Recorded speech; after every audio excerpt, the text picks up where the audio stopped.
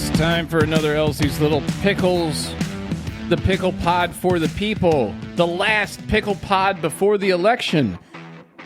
This is where it gets real. And with get that, off the vine and into the jar. off the vine and into the jar.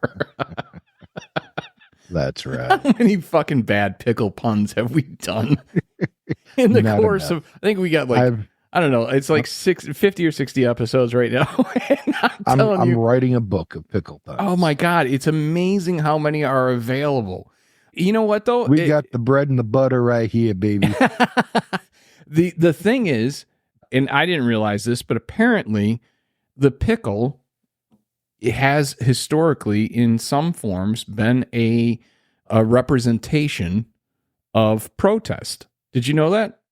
I did not know. Yeah, apparently. So in the future, when I protest, it would be perfectly all right to throw pickles at people. Yeah. Yeah, I think it would be. I mean, I don't know much about the story. The story just came to me secondhand, so I still have to... There's some bright in your eye. I still have to dig deeper to find out the historical representation of the pickle protest. I just want to throw little pickles at people. That was not something that we thought of when we came up with the name of this podcast. What are you protesting? Well, what do you got? Exactly. So it's one of those things where I do believe we may have stumbled onto something as far as the what it represents. So, and I think, if I'm not mistaken, and I could be totally wrong, and I will correct this in the next Pickle Pod, providing that, providing that I'm wrong, I'll correct it. But I'm gonna do a deep dive into the pickle as a. So you're saying you're gonna deep dive into the jars? I'm going fully into the barrel, baby. Fist deep. I'm going fist That deep. wide I'm mouth going fist deep into the barrel. I'm not even going into the jar. I'm going right into the pickle barrel.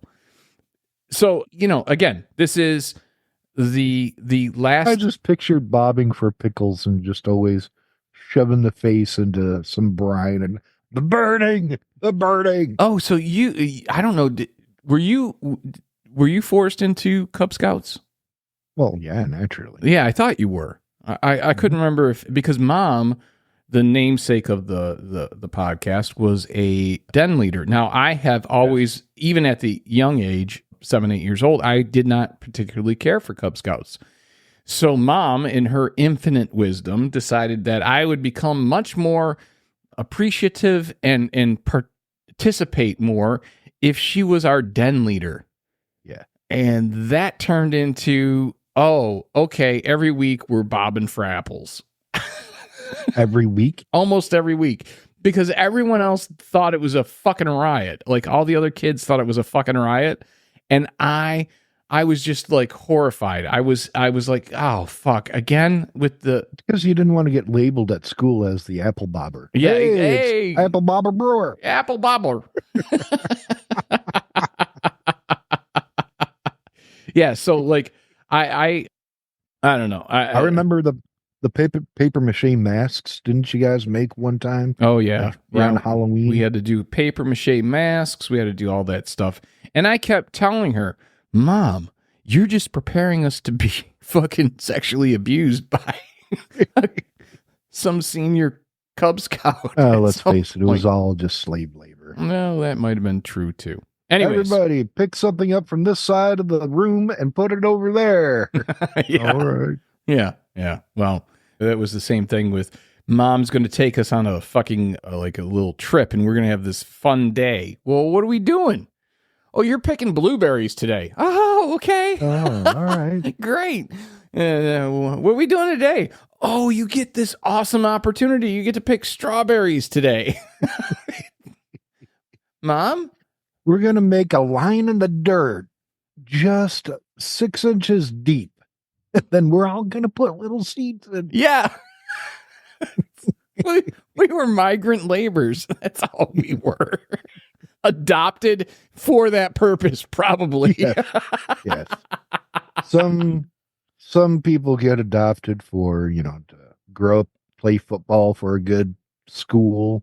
Some So that people you get some people get drafted into the adopted because NFL. their mother and father are unable to have children, which was what we were told. But I'm convinced after the whole chocolate incident, we were literally adopted for migrant labor. All right, enough of that. This is the last Pickle Pod before the election. Yes. So this is countdown, man. This is this is nitty gritty time, and I, not to be a dick, but at this point, if you're an undecided voter, you got bigger problems. Like I don't know how you get to this. I can't imagine somebody still at this point don't know which side to vote for. All right, look, I mean, I get it if you're on the fence, right? And you're removing all emotion. And you're like, I'm literally on the fence. I don't know enough about Kamala, and I don't, I do remember that there were some good times. Whatever. But at the end, I don't get that. I'm sorry. I think that's an excuse that just means that you have not been participating in the world in any way, shape, or form that shows that you're serious about your country, that you're serious about the way because even if you say I'm not into politics, well, guess what? I hate to break the news to you, but politics is into you, and politics is going to affect you, and you don't get to piss and moan that you don't like something if you don't at least participate. Look, I've said 1,000 times in this podcast, you and I, we're observers. You know what I mean? Like, I'm happy to call out the Democrats when they fuck up. We're just voyeurs. Yeah, we are. We're voyeurs. I mean, but when it comes to voting, I firmly believe that you don't get to bitch about the outcome if you didn't participate in it. It's kind of like the lottery in the sense of you don't get to complain that you didn't win the big jackpot if you didn't buy a ticket.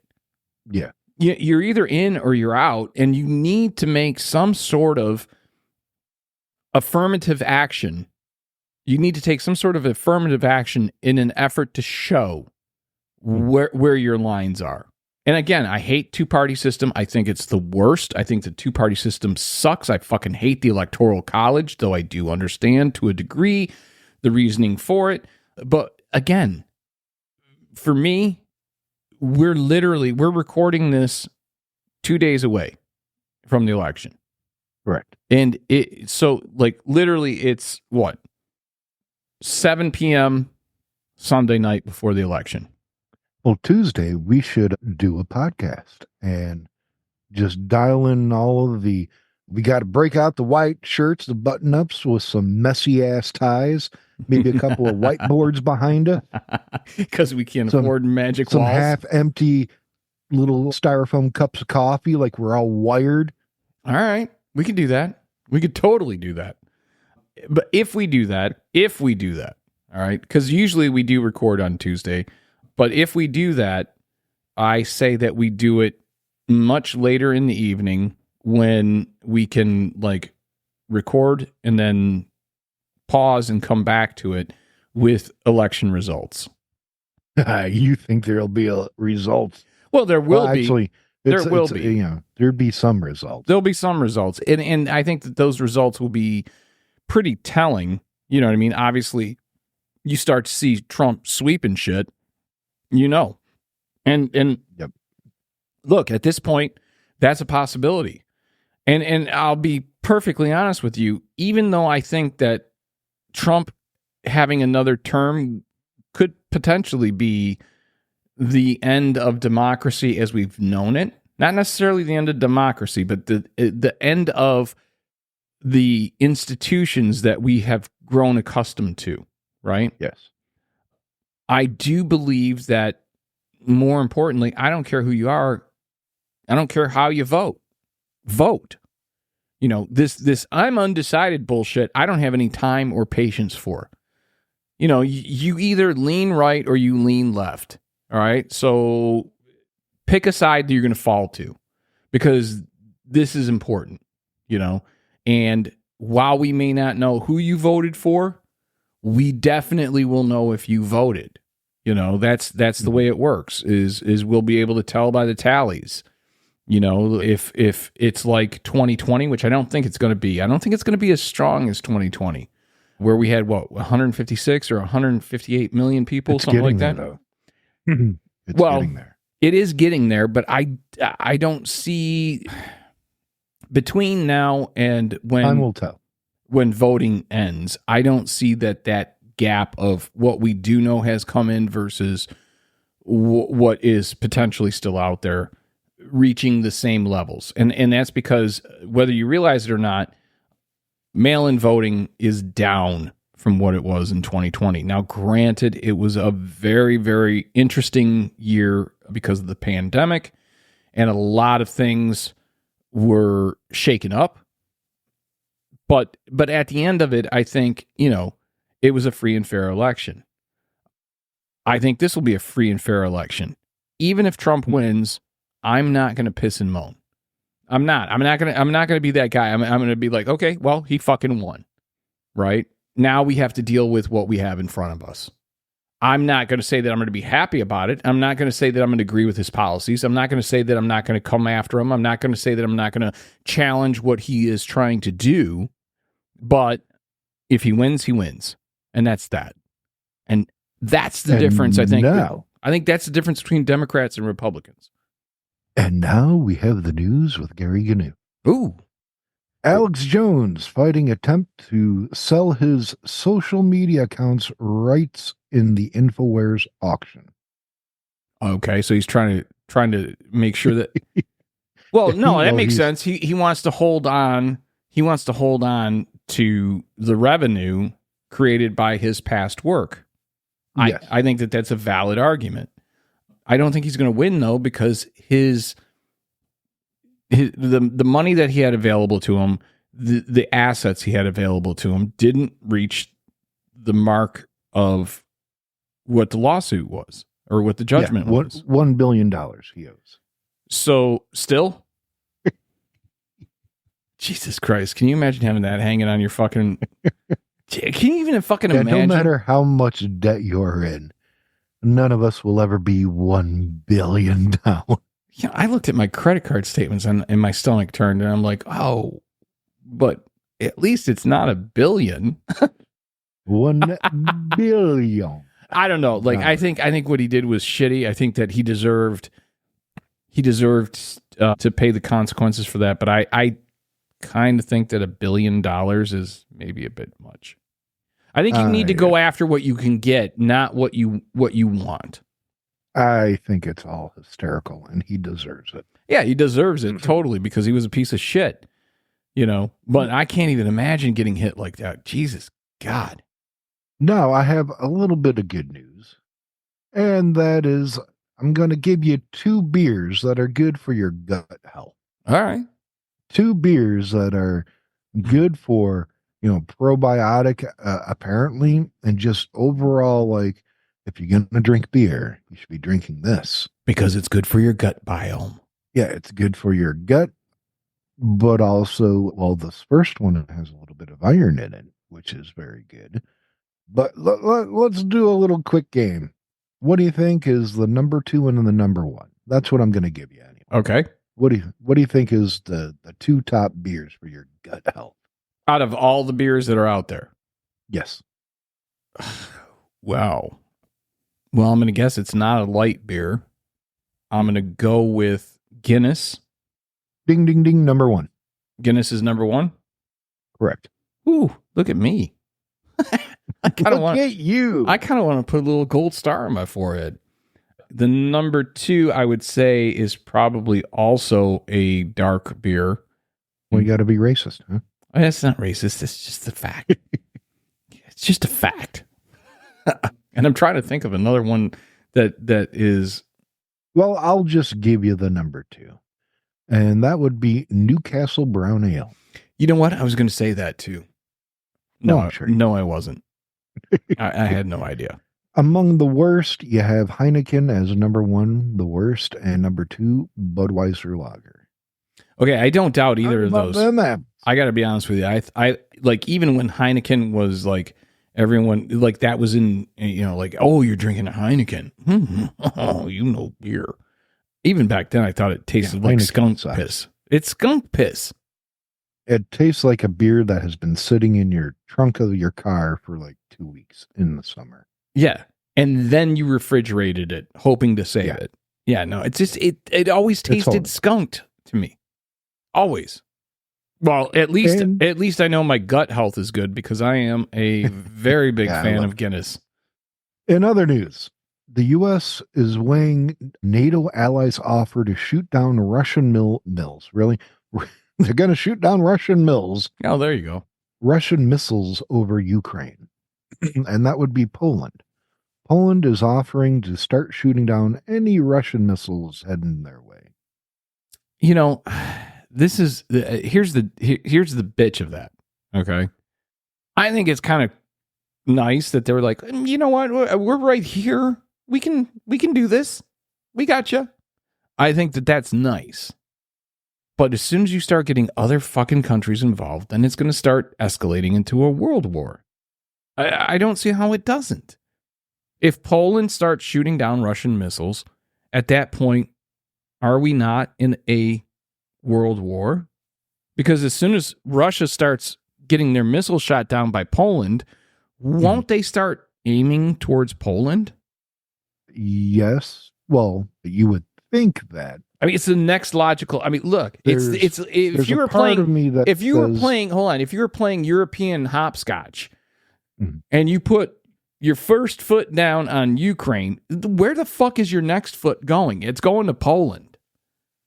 I mean, if we're talking World War III hopscotch, and I get Poland should be like, yeah, no, fuck, we're here, we're ready to do this, but then they're part of NATO, they get hit, now we're involved, and I don't know that I'm comfortable with that. Well, there's a part of me that says, let Poland do it. Because, one, it would help Ukraine. Two, there comes a point in time where you have it's calling the bluff. That bluff of, Russia thought this was going to be done in 3 days. And we're into now, 2.5 years? So here's my view on that. If you're going to do it, if you're going to do that, okay? If you're going to take the chance of increasing the tension or potentially making another step forward to a world war, all right? And we've got listeners in Russia. I love you guys. I just don't like your leader. We've got listeners in China. I love you guys. Not necessarily sure about your leader. To be seen. We don't have any North Korean listeners, so fuck you people. Well, I've got some news about that too. We have German listeners, and I love those people. And quite frankly, I'm not unfond of your leaders. This is the problem, and we've discussed this before. It is not the countries or the people. It's the fucking leaders. Bibi Netanyahu needs to go. He needs to go bye-bye. All right? He's not benefiting. No matter what they think, he's not helping Israel. He's making it worse. Putin is not helping Russia. He's making it worse. So on that front, though, we now also have South Korea and Canada who are demanding withdrawal of North Korean troops from Russia, as well as, little Kim in North Korea has a new bully. I don't know if you heard about this, but apparently Xi Jinping has sent out a message to little Kim to knock it the fuck off. Which is why I said I'm not sure about your leader in China, because I do think, while I disagree with, I'm sure, plenty of Xi Jinping's policies, I do think that he is smart enough to realize that China is going to be the referee in this war. Yeah. I do think that that's what it's going to come down to. I think that China is going to be the referee, the one who's calling balls and strikes on what's okay and what's not okay. I do think that you're going to see South Korea step up and put a lot of pressure on North Korea. But really, at the end of the day, if you're gonna continue down the current path where you got Poland popping up, you got France popping up, you got Canada popping up, you've got South Korea popping up. When you've got all of that popping up, I think that at that point, it becomes one of those things where you need to make the message clear that if this doesn't stop, it is going to be devastation unlike anything else. It's got to be the shock and awe of like Colin Powell. It's got to be one of those things where it's like, we've already figured out every fucking target. We've got 12 countries, 20 countries, 50 countries, whatever. We're all going to go on 3, and we're all going to take out those targets. And we're going to just cripple the military of Russia. It is 32 countries. Yeah, but I mean, I think there's a difference between how many participate when you get to that point of world war and how many drop out of NATO. I don't know that necessarily just because you're part of NATO, you're going to immediately go for it. So that's why I say, like, whatever that number is. And I would say that they would be foolish not to participate and continue their oath to the alliance. But I do imagine that there's going to be some that are fucking hesitant and maybe revoke their memberships. So I don't see that happening. All right. Well, then how many? 32? 32. All right. So let's say. Let me double check that. All right. So let's go with that. Let's say 32 countries all agree. All right. We've had enough. We've given the warning. Everyone's got their orders. Everyone knows what they have to hit. We go on Friday at 3:00, right? Avoid the nuclear option, but take out. That's correct. 32 countries. Okay, so take out all of their military, right? Don't hurt the people, right? Again, I don't want to hurt Russian people. I don't. And I don't want Ukrainian people hurt. I don't want fucking anyone hurt, you know? But if that's what's going to happen, it's the same thing like in the U.S. with this whole I've been spun out about this election for months now. And the reason is because you hear so much war talk, civil war talk. And it's like, I'm tired of listening. If that's going to happen, let's just get it done. And if it's not going to happen, let's stop talking about it. Like I think that is what is beginning to happen, is that other countries are just like, it's not going to stop at Ukraine. They illegally went and invaded Ukraine, as Ukraine had already applied to be a part of NATO. I think there comes a time where push comes to shove, and maybe some other country steps in to help Ukraine on the ground. Well, it's like any fight, man. Okay with that. It's like any fight. There's the verbal part of it. Then there's the push, and maybe a little slap fight. And then somebody fucking throws. Somebody actually throws knuckles. And that's when it becomes real.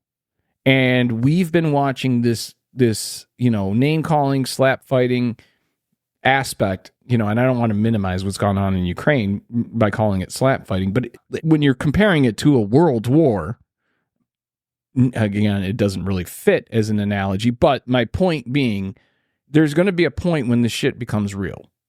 And that's going to be the point where one of the two sides goes, all right, I've had enough. You poked me in the chest one too many times. I'm throwing knuckles.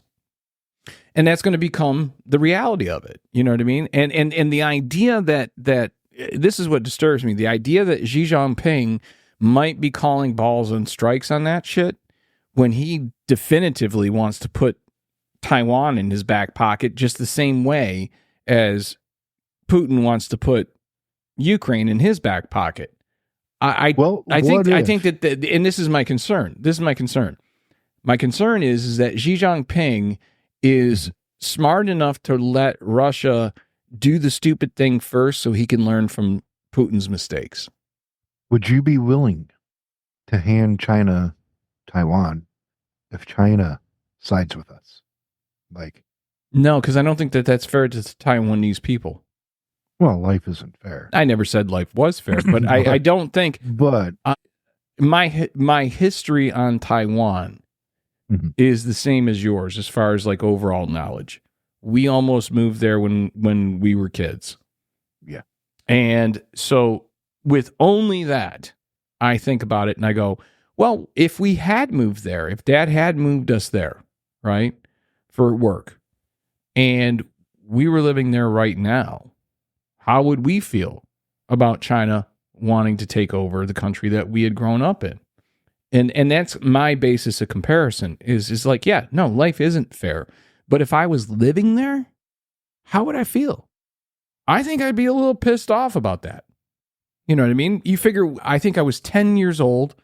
So if I had, if I had never left there, you're looking at 40 plus years that I would have been there. And I got to imagine I would have a little bit of national pride or at least the same amount of this is my home as I do in the United States. You know what I mean? Like that mentality is, you know what? How about you fuck off? How about that? How about you don't need this? How about you just fuck off? Right? You got 1 billion people already that you're ruling over. You have enough. You're in your position for life. You have enough. How about that? Because you're not helping shit. And I get it, economics, I get it, chips, I get it, all these different reasons. Well, how about this? How about you just do that shit in your country, which is China? How about you develop that within your boundaries? How about you figure out how to take the land that you have and the industry that you have and make that successful? How about that? Let's go with that instead of you coming over here and saying, no, this shit's mine now. I mean, again, maybe I'm just wrong. Figured but, I'd offer you that scenario to see what you would say. Yeah, well, you really fucking got me worked up, cock. Yeah, you laugh. I know. You love poking this bear. It's so funny. Yeah, I get to see your face turn red. Yeah, you do. And yours is frozen right now. Oh, there you go. It happens. In other news. All right, go on. The historian who has correctly picked 9 of the last 10 presidential elections. He's totally on the point. Yeah, Alan Lichtman. Lichtman, yeah. Is still predicting a Harris. And I think he's right. I think he's right again. I think the only anomaly he's ever had was Trump, right? No. Oh no, it was it was Gore. It was Gore Bush. Correct. Was where the anomaly was. Correct, sir. So he's picked everything correctly for what, 40 years or something like that? Yeah, something like that. Last 9 out of 10 elections. Yeah. So like 40. and the anomaly of the hanging Chad issue in Florida during the Gore v. Bush thing, and even that came down to like 500 votes or something like that. So there's reason to lean towards a breath of relief because he's 9 out of 10 and he's going the way that we would prefer. But even if that happens, I don't again, this is one of those things where I don't think it matters who wins. I don't have to love Kamala or believe in her policies to recognize the problems that Trump brings to the table, including his age. Okay. Mm-hmm. So even if I loved Trump, right? Even if I was totally a Trumper, there's still this issue of, dude, he's 78 years old. You know what I mean? How's this going to work out? And we see the decline from 2016 to now. He's not as sharp as he was. He and for as much as I have always kind of, I don't know, I don't want to say hated him because that's too strong, but definitely disagreed with the way that he handles things. He was very entertaining in 2016. And I think that because he was entertaining, he got in. And I also think that he was very entertaining in 2020, but he had COVID and January 6th albatrosses hanging around his neck.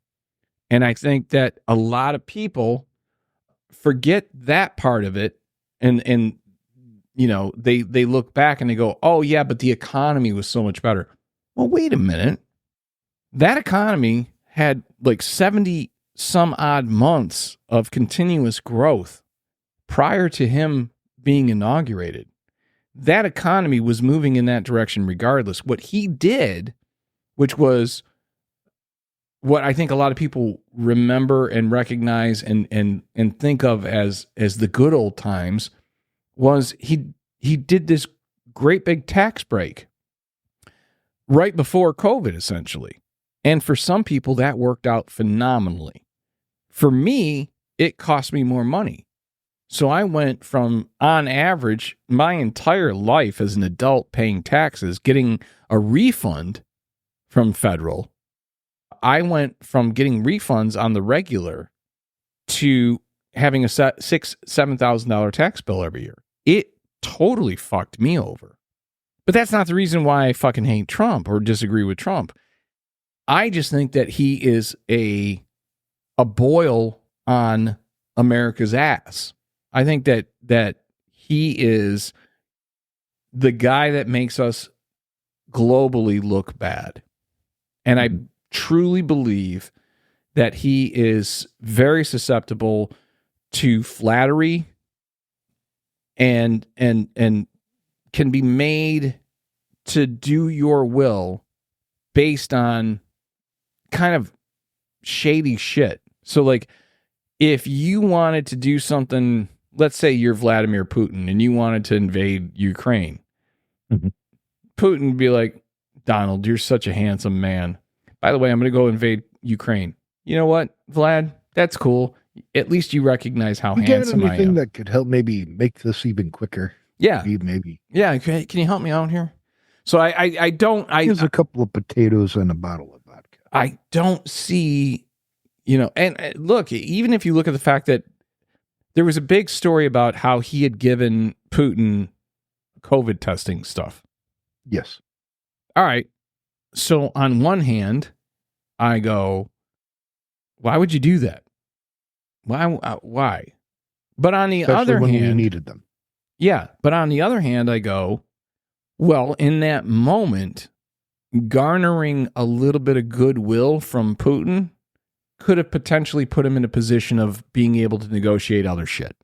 He could have been like, look, Vlad, I understand that you want to go into Ukraine, but baby, booby, I sent you, boobala. I sent you all that COVID testing stuff, and because of that, you're alive. And you wouldn't even be asking me this question had I not sent you that stuff. So how about we cool the Ukrainian thing until I'm out of office? And I honestly think that probably would have worked. But again, we're talking about fucking leaders of countries that are fucking psychopaths. They're lunatics. All you got to do is look at Trump, Putin, right? What's the guy in was it Turkey? Can't think of his name. I can never remember his name. No, I can never remember his name, but boy, he buddies up with Trump and Trump buddies up with him, and I can't think of his fucking name now. Anyways, point being, I think that Trump is on to at least a little something with the idea of, yeah, I'm going to talk to all these fucking strongmen. Yeah, I'm going to have communications with all of them, even little Kim in North Korea, because talking to our allies doesn't do anything to solve our problems with our enemies. So there is a little bit of that I have respect for when it comes to Trump. I just think that he's so easily swayed by fucking a strong man going, oh, you're so tough, Donald. Like, you're so big and bad.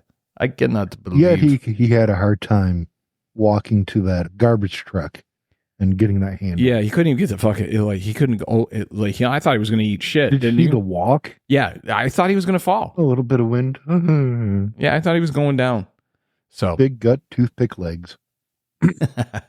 Well, I think it's the lifts that do that to him more than anything. And in other news, which is going to probably bring us to the meat and potatoes of the show, this is one of several stories I have lined up. Okay. So this is like a combination of stories that all funnel down eventually into the discussion that we will have? Yes. Okay, hit me. A group of anti-government extremists who showed up in the western part of North Carolina, promising to provide disaster relief after Hurricane Helene, is now attempting to destroy cell phone towers and sabotage military vehicles. Is this the same group that chased FEMA out of town, essentially? I cannot corroborate. Could be, maybe, who knows? Either way, they're a bunch of morons. See, but this is something that is spreading. There, in related news, National Guard troops are on standby in Washington State, Oregon, Nevada, Michigan, because somebody or group are burning ballot boxes to prevent votes going in. Yeah. There's been some physical threats at different polling stations. The violence is beginning. I see this as obviously a negative. Well, there was that for fucking our country. moron with a machete at a fucking polling place. But also, U.S. officials have said that Russia is behind fake video of alleged voter fraud in Georgia, which has been sweeping the networks lately. Mm-hmm. And on top of that, election lawsuits are already in courts. This is the direction we are heading. Well, I think that we all knew that, though. Like, obviously, this is Trump's playbook. Yes, and he didn't. But all of this is, do you remember the story, this week about, the Democrats, the lawsuit they're bringing? No, because there is none. Oh, that's right. The violence, the transgender people that were attacking and burning down things. Yeah, no, because it's not happening. It's not happening. This is the state of the country. Well, here's the thing. There's no one who is plugged in politically that didn't anticipate that Trump, once he got the nomination, would not take what he learned from 2020 and try to make it work in 2024. I don't see how you go from what that fucking mess was to this. Mm-hmm. And the 4 years that happened in between, if you've paid attention to the news stories regarding Trump, I don't see how you get to 2024 election and not assume that Trump is going to have far more lawyers. He's going to have a better plan. He's going to try to figure out how to circumvent the system in a way that he couldn't quite get circumvented before. You're seeing that even when it comes to his policies. A lot of the things that he could not or did not know how to get done because he wasn't familiar enough with how the government works, now he is. And that's why it's dangerous, I think, to have him in the Oval Office again. I don't think that there's any circumstance where there's not a shit ton of lawsuits. I don't think that there's any circumstance that we go between now and January 20th without some level of civil unrest, some level of political violence, some level of like, holy shit, is this the new normal? But we have a chance to shut that shit down, right? Now, if Trump gets elected again, then it becomes, oh, that's what works. We'll do that again. Like any political animal will tell you, if you discover something works in this election, you're a fool not to try it in the next one. And that's what he's doing now. And if it works this time, that's where I see democracy being over, I also want to bring up the fact that not one, but 3 Texas women have died because of the overbearing and restrictive abortion laws in Texas, including a pregnant teenager who died after trying to get care at 3 different ERs. How pathetic is that state of reality in places such as Texas? Texas, Indiana, and West Virginia, I believe, have the most restrictive abortion laws. But these are the ones that are getting the mass news attention. Well, here's Go my ahead. here's my view. I really, really believe that, and I'm going to go on the record again, and I've got no reason for this. This is not something that I can show you the math or I can tell you how I came to this conclusion. It's just simply a gut feeling. Mhm. I believe that Harris is going to win 308 on the Electoral College. I think she's going to have 308 on the Electoral College. And that's a big number. And a lot of people that I've had this discussion with have been like, that ain't going to happen, right? I think it will. I think it's going to be a 308 for Kamala. And the reason I think that is because I don't honestly believe that the Republican Party, forget Trump, the Republican Party anticipated the blowback that it's getting regarding the abortion issue. Mhm. And I firmly believe that there are a lot of Trump households where there are women of voting age, whether they're the wife, mother, or daughter, or whatever. I think that there's a lot of Trump households where there's going to be women that vote for Kamala based on the abortion issue. And you're seeing a huge amount of early voting tilting towards women. It's like 10 points or something like that, 10 or 15 points ahead of men. And I don't think that men, I mean, look, women when they get pissed off, hell hath no fury like a woman scorned. I mean, that's a fact. And I think I read somewhere that the amount of women voting in this election is already up, I think, 27%. yeah, well, I don't know if it's up 27% or if Kamala's up 27%. No, what I read was the number of the disparity before, is that a word, disparity? Disparaging. Yeah. Between male and female voters is up 27%. Well, again, like I said, that falls right into, I didn't know that. I thought it was just Harris was up like 20. I thought it was Harris was up with women 25% over Trump. So I imagine it would be actually higher. And you might be right on that one. I'm not sure. I don't put a lot of running faith. Commercials of, women going into the box. Oh yeah, to vote. Yeah. And, did you make the right decision, honey? Yeah. Yes, I did. I sure did. I do think that it'll be those commercials. Oh yeah, I've seen those commercials, and you see the two women in the little voting booth where they can see each other over the top, and they kind of like give the nod, or they lock eyes, like, yeah, we're gonna do this. I've also seen two different reports. Hold on. To that point, I've heard stories that there are actually Post-it notes being put up in women's bathrooms saying they'll know that you voted, but they won't know who you voted for. Yes. So I think that there's this little bit of an underground thing that no one's really paying attention to, and I've heard that. I mean, look, that's anecdotal, but I've heard that from a few different women, and who were like, this is surprising. You know what I mean? Like they're not necessarily political animals or anything like that, but they were definitively like, oh, okay, all right. So we're taking our politics right into the shitter. Some of them were a little pissed off about it, even. But I do think that this is going to be the woman's vote. And I'm not saying that because Kamala's a woman. All right. No, I hear you. I'm saying that I think you're going to have an army of women that have cats and aren't married, but you're also going to have an army of women that live in Trump households that go, that was the step too far.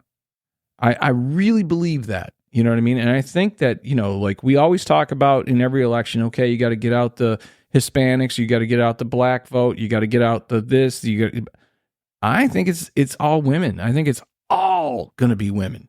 And I hope so. Kansas or Nebraska, one of the or it might have been Oklahoma, one of these plain states, which I happen to be in one of them at the moment, which is why I was gone. Yes, and welcome back, buddy. That flipped when it came to abortion laws on the ballot. What was it, 2 years ago? Kansas, I believe it was. That That very, they were very holy crap, blue wave, because they tried to fuck with the abortion. Yeah, I just don't think, and regardless of your stance on abortion, I do think that it is an issue that we should all be able to agree on, that it's not the government that should be making the call on that. It shouldn't be a bunch of congressmen and women. I think we should be able to all agree, like, we may not like that, which means that we don't have to participate in that, but it shouldn't be a government issue, because no matter what, it's a person's body, it's healthcare. There's certain things that you should be able to kind of like, even when I disagree with a Trump policy, as an example. All right. I could disagree with 10 Trump policies, but I could see one and go, yeah, I think that's actually an all right idea. You know what I mean? Like, even a broken clock is right twice a day. You have to approach your politics from that point of view, because if you're not giving the other side any opportunity to be tuned into something that maybe you're not tuned into. Have you seen the pictures? There's been 2 women, apparently separately, who have shown up to vote in full cosplay of Handmaid's Tale. Oh, I haven't seen those yet. No. Yeah. No, I've actually been trying to. Awesome. I've tried in the last week. I've tried to stay off of anything online. I've tried to stay away from the socials. I've tried to stay away from even just like the regular news feeds on computers. And I've done that And pornography. Oh, yeah, and pornography. Yeah, no, I've stayed away from it. Well, okay, maybe not. There's also news from the underground. Some inline chitter-chatter, if you will, about Iowa possibly flipping blue. Yeah, I saw that today, actually. And like I said, I've been trying to limit my political media intake right now for the last several days, because it'll make you nuts. It'll make you nuts. Like, this person says that Kamala's going to win. Yay. This person says Trump's going to win. And the back and forth, you don't. Essentially, what has happened is every news source has become suspect at this point. And every news source is trying to play both sides of the fence. So you will have, the reporter from ABC, CBS, NBC, whatever. And then you'll have somebody who's also from that have the counterpoint. So you're not getting news, you're getting opinions at this point. And, that's elbows and assholes to me. Everyone has them, and it doesn't fucking matter. You know what I mean? Like, we're not learning anything from this. So I made the promise to myself that I was going to try to remove as much of that influence, even though I needed to have a little bit of a plug-in for the podcast. But the obsessive nature that I would normally take to trying to get prepared for a podcast and really doing deep dives, I've really stayed away from that from the last week, because this is the absolute silly season. And I don't trust anything that anyone's saying. And really, every time I tune in or listen to another podcast about it or whatever, all the experts end up saying the same thing, which is, we don't fucking know. We don't know. And that's really what it boils down to, is until we know, we don't know. And we're not going to know Tuesday. I think we won't know until Saturday or Sunday. I don't see them unless there's like some massive, like, weird swing. Like, look, if Texas turns blue, or even if all we get is Cruz out, right? If Cruz loses, Texas is in play. And there's enough electoral votes in Texas alone. You don't need fucking Pennsylvania, North Carolina, fucking any of that shit. You know what I mean? If you keep your blue wall with Michigan, Illinois, and Wisconsin, if that gets called early, and then Texas gets called early, it's fucking over. That would be nice. Over. You know what I mean? If it gets called early for Kamala, we all anticipate, and all the models show Trump winning Texas. I don't know that he's going to. I think Texas is, I mean, you're talking for the first time ever. God, what's the guy's name in Texas that's going up against Cruz, the ex-football player? Oh, I'll have it in 1 second. Let me Allred. GTS. Yeah, it's Allred, I think. He, for the first time, was ahead by 1 point in the polling. And I don't think even Beto O'Rourke got there. All in Allred. You're right. Allred, yeah. So I don't even think Beto got to the point of being, at least in the polls prior to the election, called a point ahead. I think that will be huge. I don't think anyone. Dallas Morning News who criticized Cruz recently and endorsed Allred because every time when Texas has needed some leadership, like something bad has happened, hurricane weather, the big one was the freeze. Ice. Yeah, the freeze. Cruz went to Mexico. Cancun. I went to Cancun. Yeah, I see. Like, I think that there's going to be some surprises. Ultimately, that's what I'm getting at. I think is I think that, yeah, we can talk about Iowa. I think Iowa is potentially in play. Potentially, not much more. I would say than Texas, though. They're definitely leaning red. They're definitely leaning Trump, but there is some cracks in the armor, And I think that. Honestly, I think Trump is going to struggle to get Pennsylvania. I think Harris is going to pull Pennsylvania. I think Harris is not going to get North Carolina, but I do think it's going to be very, very close. I think that's going to be probably within a couple thousand votes. I think that she's going to do far more damage in Florida than is anticipated, mainly because you have the villages with the golf carts lining up for Kamala, and that does not happen in the villages. Like, that never happens, that you get a huge turnout for the Democrat. That's a very, very Republican community. I think that you're going to see surprises. Honestly, I think you're going to see a surprise in Texas. Now, whether that's on the presidential level or just on the congressional level, I'm not sure, but I do think that I think he's got a chance to knock Cruz out of Congress. I think he's got the strongest chance of any candidate that we've seen in a long time. Again, if he loses, I don't think it'll be by much. And as far as like New Mexico and Nevada, I think New Mexico and Nevada, I think those both end up going for Harris. I think Arizona goes for Trump. I think Michigan and Illinois definitively go for Harris. I think Minnesota is questionable, but I think because Walz is from there, that it would be unusual for them not to carry Minnesota. Wisconsin's really kind of the one that I'm a little bit up in the air on.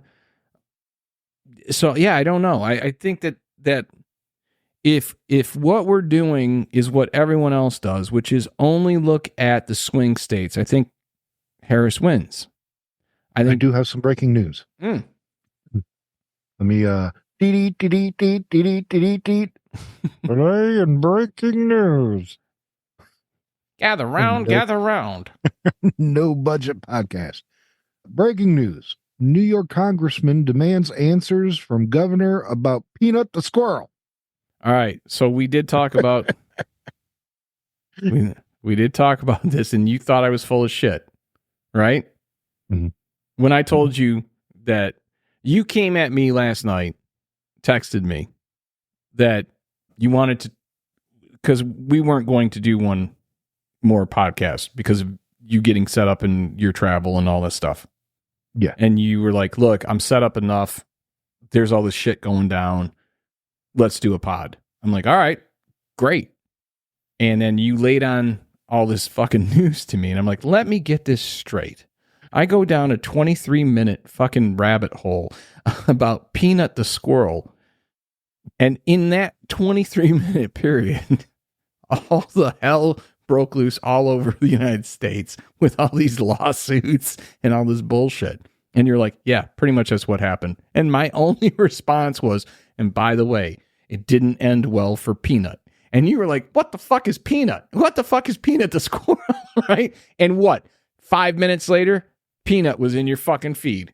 Yeah, it was in my feed, and now it's trending. Oh, it was trending. That's how I got sucked into it. And if you've watched the video of this guy with his fucking squirrel, man, dude was like a squirrel trainer. You know what I mean? Like, it was this very, very loving and adorable relationship he had with his fucking squirrel that he had saved when it was a baby and the mom had died or whatever. It was nothing but a feel-good story up until New York got involved and fucking euthanized this poor fucking squirrel.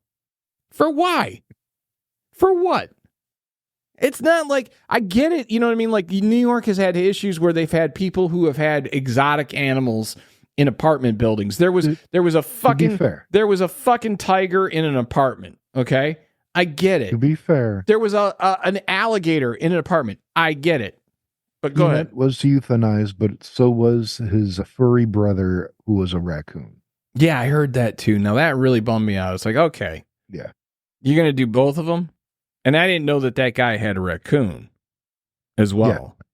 Yeah. He actually apparently has some kind of a rescue sanctuary. Yeah, some sort of rescue whatever. or something. But let me just go on record saying that I feel better sleeping at night, that I'm not going to be attacked by some squirrel with a cowboy hat on. It's just me. I'm just saying. I know in my heart that I am not going to have to draw on some little squirrel that is throwing gang signs at me. You got to admit, trying to get my nuts. That little motherfucker in that when he was wearing his cowboy hat, he wore it better than most people wear a Stetson in fucking Dallas. This is true. That fucking little squirrel, he looked at you dead-eyed, and you knew he could draw. Not a gun. He was just very talented artistically. I saw his caricatures. They were very good. Incredible. Incredible. But it's a sad day, little Peanut. Rest in peace. Well, I guess we should probably leave it there as I have one more piece of news for you. Okay. And then we'll do an in memoriam of Peanut. Yes, we can.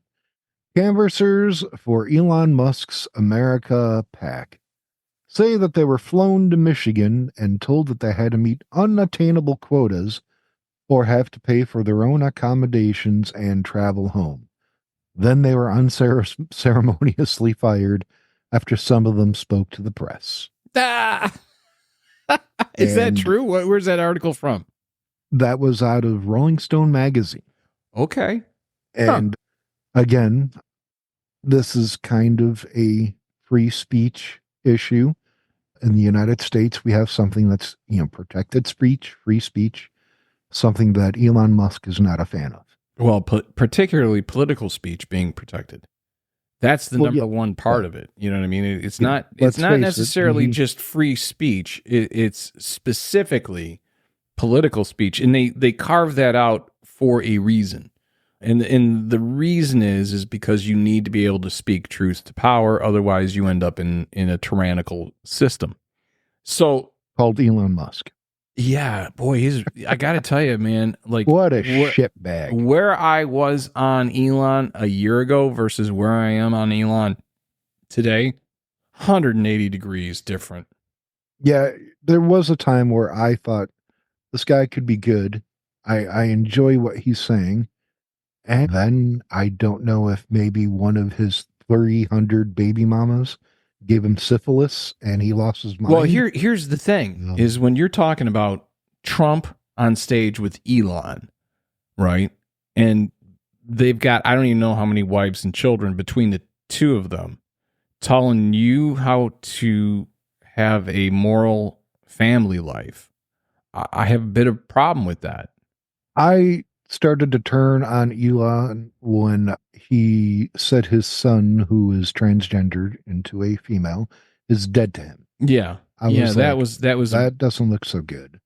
But I guess when you have 75 other kids Well, again, though, this is my point is like you've got Trump and he's got what, three wives? 3 wives. You got 3 wives and fucking 1, 2, 3, like 5 kids or whatever, right? Mm-hmm. You got Elon, who's got, I don't even know how many wives. I think Elon's been married 4 or 5 times. I have no clue how many kids he has. Well, he's kind of got a harem, doesn't he? Like there's a whole gaggle of women that he's just spitting kids out. I mean, well, he got married. They don't have vaginas; they have clown cars. I'm just saying, Elon needs to. I don't care. Invest in Trojan. I honestly, I don't care what your personal relationships are. Let's call it that. All right. If you're married and you're having any type of relationship with another, woman or man or whatever, mm-hmm. and that is agreed upon within the confines of your marriage, I'm not going to criticize you. I'm not going to criticize you if you're in a throuple. I'm not going to criticize you if you're in a, polyamorous relationship, whether married or unmarried. I'm not going to criticize you no matter what your dynamic is. If it works for you and everyone involved and it is okay with it, you should be able to live that way. I don't know that it always works because of jealousies and point out. Well, here, I guess this is my point. I'm not quite sure. Let me just say, Elon Musk is a bad representation. Everything that we really probably have a problem with when it comes to illegal immigration. He's an illegal immigrant. He was, so maybe he needs to leave. And that may be true, but I guess to the broader point, the broader point that I'm making here is I'm not going to criticize Trump for having 3 wives and however many kids. I'm not going to criticize Elon for having however many wives and how many kids. And I don't care what that relationship actually looks like. I honestly don't care. It's behind your bedroom doors. You know what I do care? I care about him having enough money to purchase longer t-shirts. Yeah. Once I saw the white underbelly, I thought, ooh. My point, though, is I don't have a problem with you having those relationships. What I do have a problem with is you telling me what you think what you think is morally correct in your life, right? Like I've done all these things and don't look behind the curtain of the great and powerful Elon or Oz or Trump, but I'm going to tell you how I think you should live your life.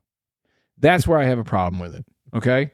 So like if they were coming out and saying every man should have 3 or 4 wives, right?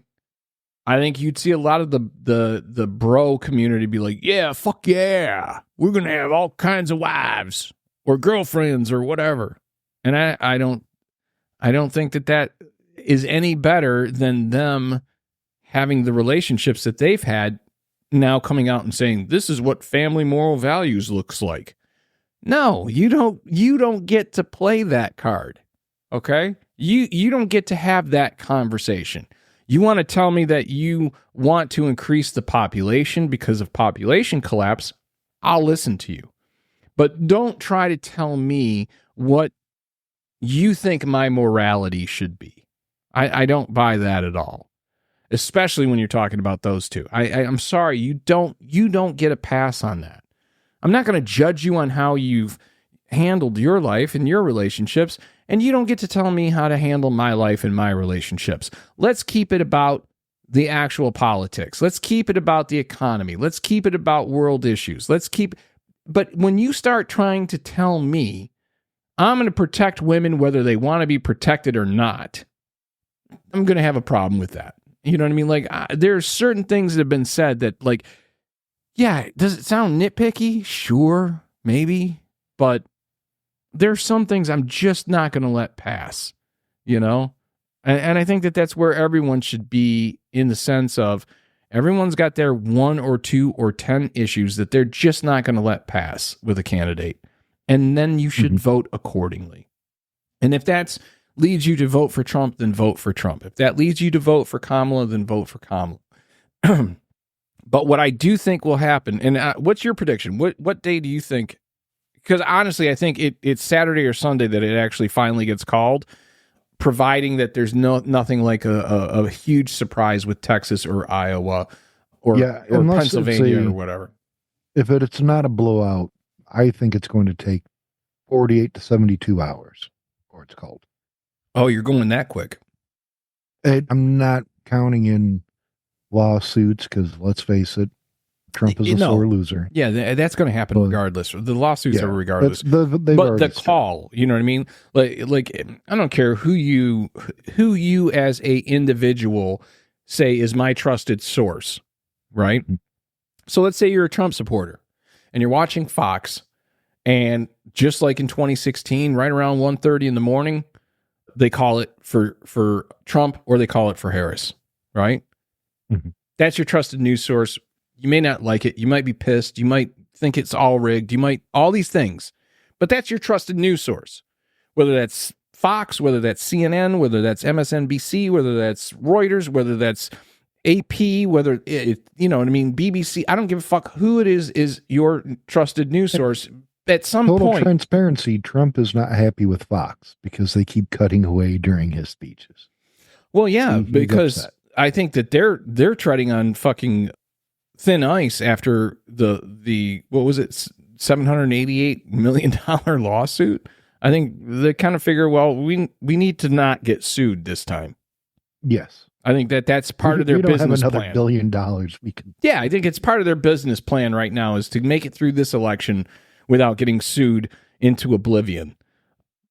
I don't know. Like I said, I think it will probably be late Saturday, early Sunday that we hear anything. And I think that because I think that even if they know, I think they're going to hold the results to verify the results. And also, I think it's a way for them to try to prevent rioting. Yeah. Or civil unrest. As much as they can. I just look, if the results are called on a Thursday or a Friday, that gives you an entire weekend for civil unrest. If the results aren't called until Sunday morning, 7:30, maybe even on the Sunday morning shows, you might be pissed, but you don't have enough time to get organized necessarily and then cause any shit before you got to be at work on Monday morning. I think that's kind of the way that they're leaning. I think that they're realizing if we can keep the vast majority of logical people out of play for running out and burning a fucking local office of government or, getting to their state capital and rioting, mm-hmm. I think that's the goal is what do we do to try to quell this? Now, the other side of that is, the other possible option, I guess, is that let's say it's undeniable. You know what I mean? Let's say it is called by 1:30, 2 o'clock in the morning, Wednesday morning, Tuesday night, Wednesday morning. Let's say that does happen. Well, that gives you a lot of time. That gives you Wednesday, Thursday, Friday to plan for that fucking weekend that you're about to have. That gives you time to get to your local ammo store. That gives you time to, clean your guns and get tough and feel like you're not going to do that. Okay. Let me run through the drive-thru at McDonald's and get my 20-pack of chicken nuggets. Yeah. I mean, it gives you time. So I think that I think it's going to, regardless of whether they know or they don't know, I think it's going to get pushed off until the weekend. When on the weekend, I'm not really sure. I would say late Saturday, early Sunday.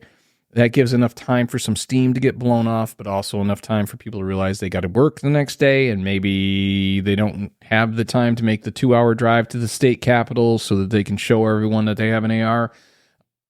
My ultimate... Look at me. A lot of it is, look at me. I'm a steed. Like they all have that kind of overexcited donkey from Shrek kind of feel to it. I got a gun. Look at me. I got an AR. I'm going to have to watch that now. So I think that that's part of it.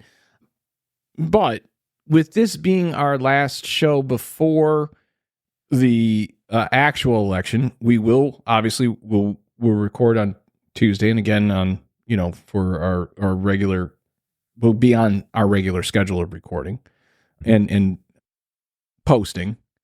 But with all that being said, before we go, and this will be the final thought, please, whatever the results are, just accept them. I mean, you don't have to like them. You can be pissed about them. You can be outraged by them. Just don't be violent because of them. Yes. You know what I mean? Like, just look to your better angels, because you might have a neighbor who has a Trump sign or a Harris sign on their lawn, and it may be completely anathema to you, but they're still your fucking neighbor. Mm-hmm. Don't go there and cause a problem. Don't intimidate. Don't bully. Don't wave your fucking gun. All right, we all know you got guns. Good for you. I got guns too. Good for me. Yay. We are now armed. None of that is solved. No matter what your dislike of the other political party is, no matter how much you're afraid that they're going to destroy democracy, okay? It doesn't have to happen like that. It just doesn't.